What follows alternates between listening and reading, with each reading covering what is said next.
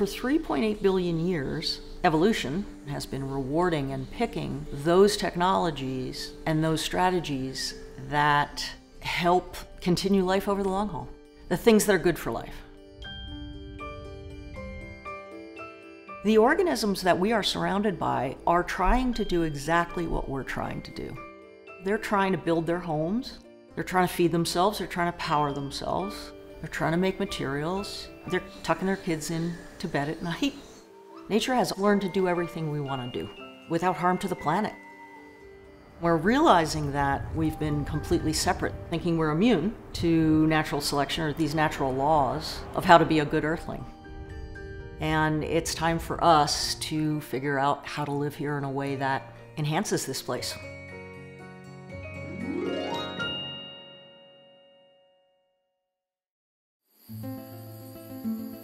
Biomimicry is innovation inspired by nature.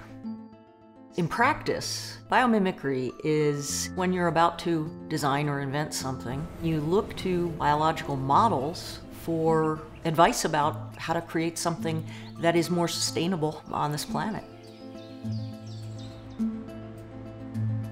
I grew up in suburban New Jersey, and yet I was outside in any natural place, any crevice of a natural place, literally the cracks in the sidewalks. I was fascinated. My parents knew they had this wild child on their hands. I'm Janine Benyus, and I'm co-founder of the Biomimicry Institute. I'm a biologist at the design table. That's what I do. I bring 3.8 billion years of life's genius to the people who make our world. Well, a great example is if you ride the high-speed train in Japan. It used to be called the bullet train because it had a rounded front, but that used to cause all kinds of sonic booms going through tunnels. And now it's very sharp, and it's modeled on the kingfisher's beak. It's a bird that dives into the water after fish with hardly a splash, so it knows how to go from one density of medium to another.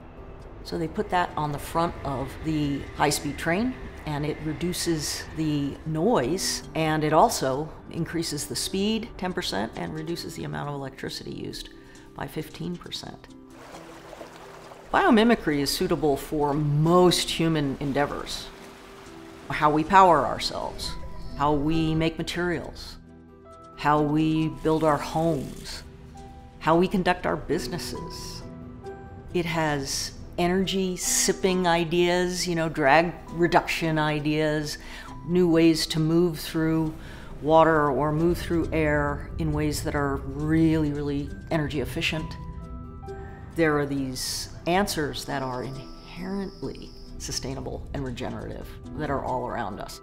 You begin to look at these organisms not as resources, but as mentors, as teachers.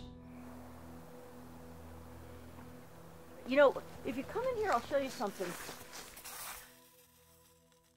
When a pine cone comes out, it's usually closed up, but it has this ability to open up when the conditions are just right, because one part of its scale responds to moisture and absorbs it, the other doesn't, and so it bends like this, and it opens up. And so the seeds, which are in there, are able to come out at just the right time, with just the right moisture conditions.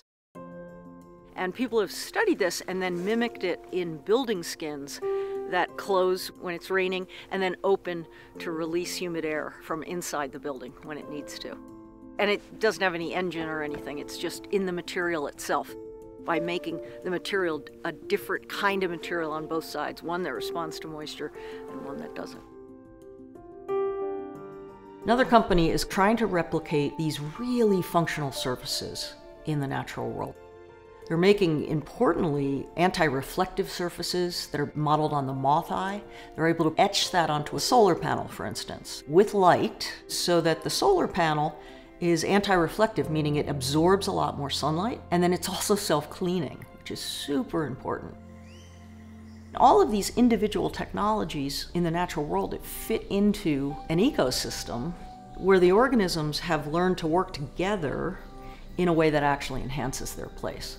So Whenever you're looking at sustainable products, you can certainly look to the natural world, but you can also look to the natural world for your processes, how you manufacture, and you can look to the natural world for system-level strategies. How do you bring this to market? How do you put it in an ecosystem of other products that together are actually going to give back to the earth, right? Not just take from it. What about your supply chains? Are they creating as much positive, beneficial ecosystem services as they could? And how can you change management so that they can? And what about your employees? What about their backyards? Can they be supporting pollinators? Can they be sequestering carbon? So then customers are next. This idea of tasking ourselves and our designs with this next level biomimicry is a completely new one. A lot of people are really turning now towards the natural world. There's nothing that we've done that has changed design so much. It seriously has pushed design farther than anything I've seen.